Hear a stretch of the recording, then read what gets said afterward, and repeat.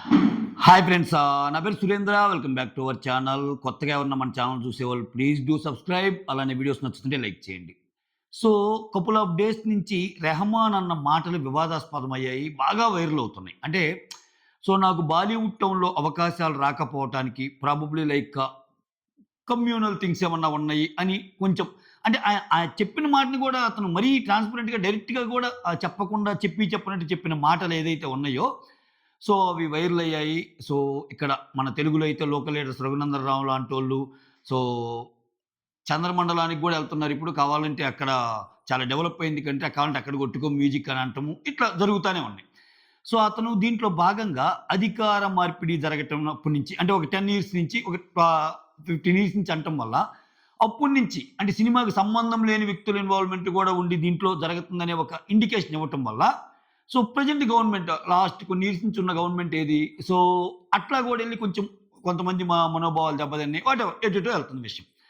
ఇక్కడ దీన్ని అనాలిసిస్ చేయాల్సొస్తే రెహమాన్ అనే పర్సన్ ఒకటైతే గుర్తుంచుకోవాలి. ఏం గుర్తుంచుకోవాలంటే రెహమాన్ కోసం క్యూలు కట్టి మాతో ఒక్క సినిమా చేస్తే చాలు రెహమాన్‌తో అన్న, అన్న ప్రొడ్యూసర్‌లు, అన్న డైరెక్టర్‌లు ఎన్ ఈ అన్ని మతాల్లో ఉన్నారు, అన్ని కులాల్లో ఉన్నారు, అన్ని చోట్ల ఉన్నారుగా. ఎందుకంటే క్రేజ్ అది.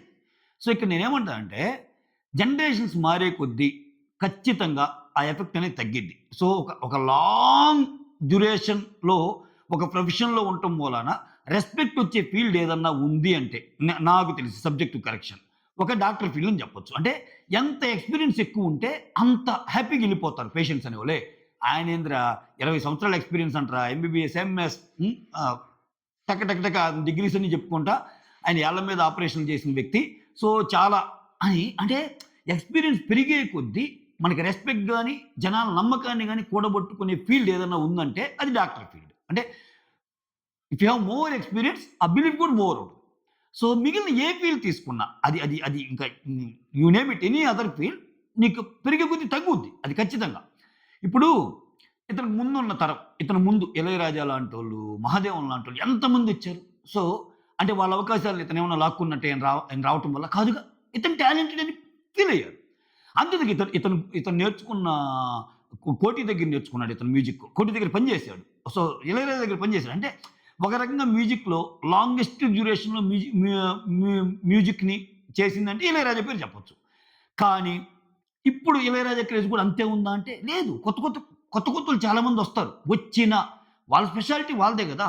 ఇప్పుడు 'భీమ్స్' అనే అతను మన 'శంకర వరప్రసాద్‌కి' చేశాడబ్బా! ఇంకో సినిమాకి ఇంకొకరు చేశారు.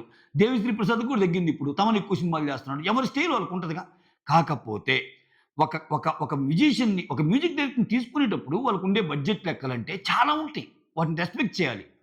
అంటే 90వ దశకంలో రెహమాన్‌కున్నంత క్రేజ్ 2000 స్టార్టింగ్‌లో ఉన్నాయా? అంతెందుకు బాలీవుడ్ పక్కన పెట్టండి. అతను కమెంట్ చేసింది కూడా బాలీవుడ్ ఇండస్ట్రీ మీద. బాలీవుడ్ టోన్ అన్నాడు. ఇక్కడ తెలుగు, తమిళ్ అంతెందుకు తమిళ్‌లో ఎన్ని సినిమాలు తగ్గలేదు ఆయనకి. అవి వచ్చే కొద్దీ తగ్గుతానే ఉంటాయి. ఇప్పుడు సింపుల్ అబ్బా! ఎన్టీఆర్, ఏఎన్నార్, కృష్ణ, శోభన్ బాబు ఒక జనరేషన్. చిరంజీవి, బాలకృష్ణ, నాగార్జున, వెంకటేష్ ఒక జనరేషన్. మహేష్ బాబు, పవన్ కళ్యాణ్, తారక్, అల్లు అర్జున్, రామ్ చరణ్, ప్రభాస్ గారు ఒక జనరేషన్. సో, వీళ్ళు సూపర్ హీరోస్. ఎన్టీఆర్, ఏఎన్నార్ అనేవాళ్ళు మంచి హీరోస్. సో, దాని తర్వాత వచ్చే జనరేషన్ చిరంజీవి గారు తీసుకున్న రెమ్యునరేషన్ వీళ్ళు తీసుకున్నారా? ఎన్టీఆర్ గారు, ఏఎన్నార్ గారితో పోల్చుకుంటే చిరంజీవి గారు ఎక్కువ తీసుకున్నారుగా. ఆ నెక్స్ట్‌గా వచ్చేసరికి వీళ్ళకంటే ఎక్కువ ఇప్పుడున్న తారక్ అయితేనేమి, మహేష్ అయితేనేమి, రామ్ చరణ్ అయితేనేమి, అల్లు అర్జున్ అయితే తీసుకుంటున్నారుగా. సో, మెగాస్టారే, గోల్డెన్ స్టారే బాలకృష్ణ, యువ సామ్రాట్ నాగార్జునే, విక్టరీ వెంకటేషే. అయినా నేనేమంటున్నా అంటే ఒక తరం మారినప్పుడు, ఒక చేంజ్ అయినప్పుడు అంత పెట్టరు. వీళ్ళ మీద పెట్టే అంత డబ్బు వాళ్ళ మీద పెట్టరు. ఇప్పుడు 'ప్రభాస్' సినిమా ఫ్లాప్ అయినా గాని కొన్ని 100, 200 కోట్లు అంటే ఏకలాగా పెట్టేవాళ్ళుంటారు. అంటే జస్ట్ వాళ్ళ రెమ్యూనరేషన్ కాకుండా ఒక 300, 400 కోట్లు ఖర్చయిందంటే పెట్టేసేయమంటారు. అంటే ఏదో ఒక మూల ఆ బొమ్మ తేగలదు అని. అది చిరంజీవి గారి మీద, బాలకృష్ణ గారి మీద, నాగార్జున గారి మీద, వెంకటేష్ గారి మీద అంత పెట్టి చేయలేరు. అలా అని చెప్పి నాకు అవకాశాలు రావట్లేదు, అవకాశాలు తగ్గుతున్నాయి. నేనంటుంది ఎందుకంటే ఎన్ని ఎగ్జాంపుల్స్ ఎందుకు ఇస్తున్నా అంటే, అయి మారే కొద్దీ తగ్గుతాయి. అది ఏ ఫీల్డ్ అయినా. అది హీరోస్‌కే జరుగుతుంది. ఇప్పుడు మ్యూజిషియన్స్‌కి జరగదా? సో, అలా అని చెప్పి రెహమాన్ స్పెషాలిటీ రెహమానేగా. ఇప్పుడు India biggest movie cards on the cards okay. ఏది 'రామాయణం'. ఎవరెవరు? 'రణబీర్ కపూర్' అండ్ 'సాయి పల్లవి'. ఆ! దాంట్లో హాలీవుడ్ సబ్జెక్టు కరెక్షన్ తప్పైతే చూడండి. హాలీవుడ్ మ్యూజిక్ డైరెక్టర్ ఒక అతనున్నాడు. దానితో మళ్ళా రెహమాన్ ఉన్నాడు. అంటే నీకు అవకాశం వచ్చినట్టేగా. అవకాశం వచ్చినప్పుడు పుచ్చుకొని ముందుకెళ్ళాలి తప్పితే ఏదో ఒక రీజన్స్ వల్ల ఎళ్ళిపోయినియి అంటే అది అది వర్కౌట్ అవ్వదు. అంటే అది నమ్మశక్యంగా ఉండదు.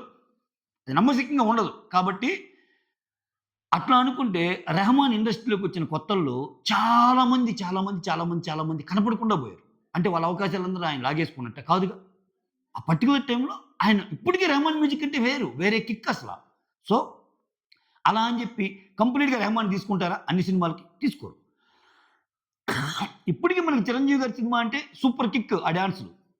కానీ చిరంజీవి గారా, బాలకృష్ణ గారా, నాగార్జున గారా, వెంకటేష్ గారా, లేకపోతే ఇప్పుడొచ్చిన యంగ్ జనరేషనా అంటే ప్రొడ్యూసర్లందరూ వేల మీద పెట్టడానికుంటారు.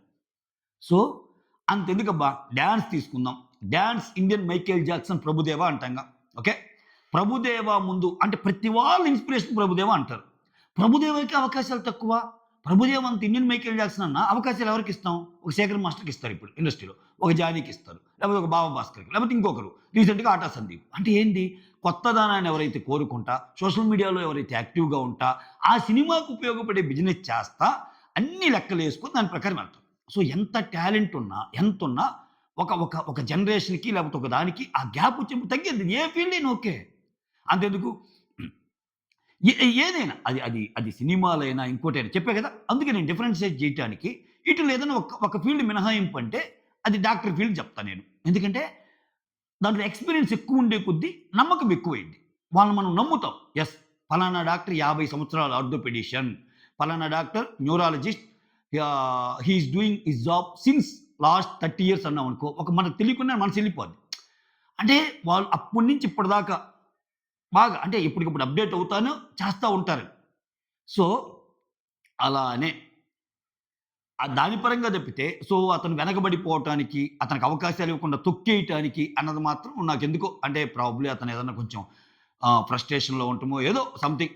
ఎందుకంటే ఈ మధ్య కొంచెం అతని పర్సనల్ లైఫ్ గూడా మనం చూస్తానే ఉన్నాం. అతను ఇంకా అంటే పర్సనల్ లైఫ్ గురించి మనకు అనవసరం లేని మాట్లాడటం కూడా వేస్టు. మొత్తానికి ఏదన్నా ఫ్రస్ట్రేషన్‌లో ఉన్న మళ్ళా జెప్పాడు. మళ్ళా మోడీ గారు గూడా నన్ను సినిమాలో నా మ్యూజిక్‌ని మెచ్చుకుంటాడు. ఇయన్నీ జెప్పాడు. సో, ప్రాబబ్లీ ఆ! ఇప్పుడు అంతెందుకబ్బా బాలీవుడ్‌ని శాసిస్తుందెవరు? ఒక 'సల్మాన్ ఖాన్', ఒక 'షారుఖ్ ఖాన్', ఒక 'అమీర్ ఖాన్'. సో, మనము ప్రేమిస్తే సో, మనం వాళ్ళ యాక్షన్ ఎలా జేస్తున్నారు? వాళ్ళు ఎలా జేస్తున్నారు? దీన్నే ఆలోచిస్తాం. అంతే తప్పితే ఏవేవో మనసులో బెట్టుకొని ఈళ్ళని తొక్కేయటాలు అన్నంత జరగలేదు అని నా ఫీలింగు. ప్రాబబ్లీ అతను సూన్ అంటే ఇది రచ్చ అవుతుంది కాబట్టి మళ్ళా తన స్టేట్‌మెంట్ మార్చుకోవటమో, దాన్ని కన్విన్స్ చేస్తే ఏదన్నా ఇంకోటి ఇవ్వటమో చేస్తారేమో చూడాలి. Okay. So, that's all. Thank you so much for watching my video. Signing off me Surendra.